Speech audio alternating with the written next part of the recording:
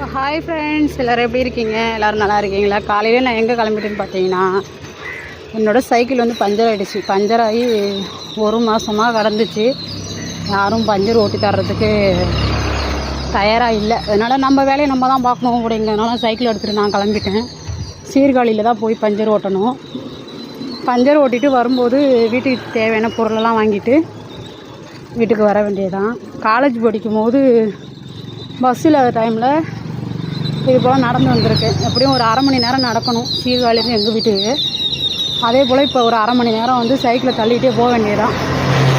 மணி வந்து 11 ஆகுது. இப்போ இந்த ஏன் நேரம் என்னன்னு தெரியல, சரியான வெயிலாக இருக்குது.